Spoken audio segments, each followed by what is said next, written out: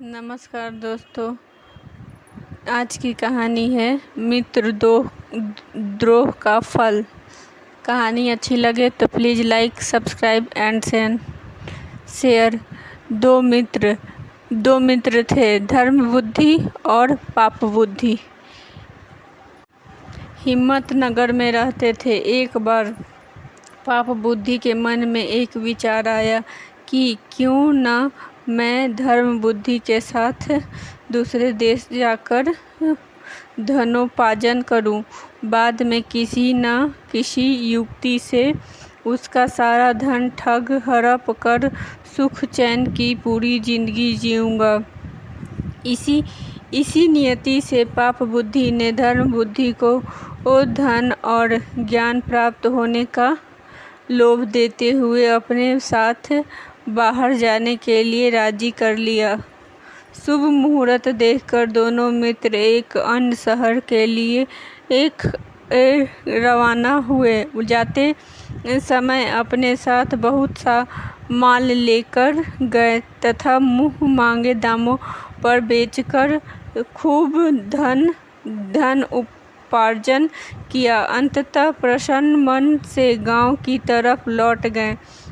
गांव के निकट पहुंचने पर पाप बुद्धि ने धर्म बुद्धि को कहा कि मेरे विचार से गांव में एक साथ सारा धन ले जाना उचित नहीं है।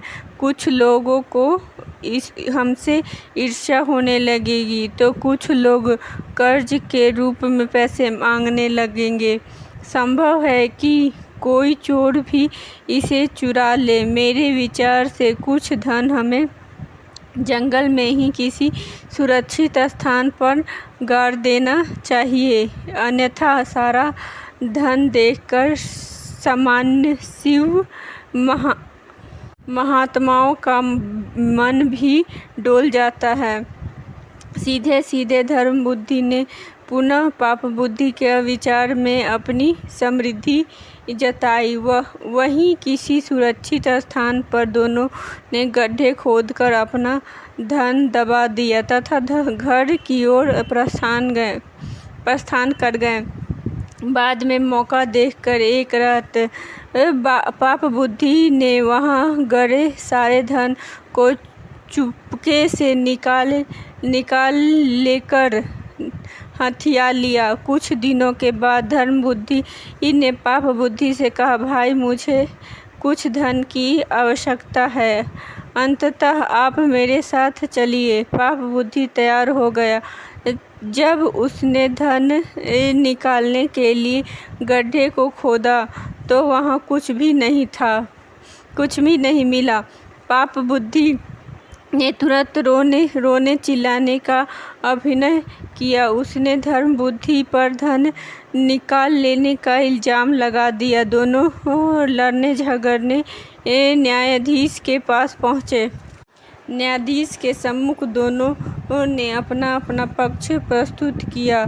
न्यायाधीश ने सत्य का पता लगाने के लिए दिव्य परीक्षा का आदेश दिया। दोनों ने बारी से अपने हाथ जलती हुई आग में डालने थे। पाप बुद्धि ने इसका विरोध किया। उसने कहा कि वन देवता गवाही देंगे। न्यायाधीश ने यह मान लिया। पाप बुद्धि ने अपने बाप को एक सूखे हुए पेड़ के खोल में बैठा दिया था। न्यायाधीश ने पूछा तो आवाज आई कि चोरी धर्म बुद्धि ने की है। तभी धर्म बुद्धि ने पेड़ के नीचे आग लगा दी। पेड़ जलने लगा और उसके साथ ही पाप बुद्धि का बाप भी बुरी तरह रोने चिल्लाने लगा।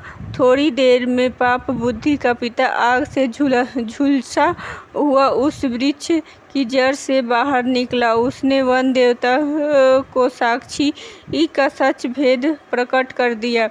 न्यायाधीश ने पाप बुद्धि को मौत की सजा दी और धर्म बुद्धि को उसका पूरा धन दिलवाया।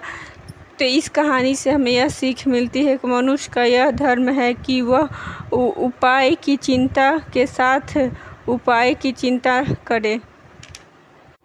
धन्यवाद।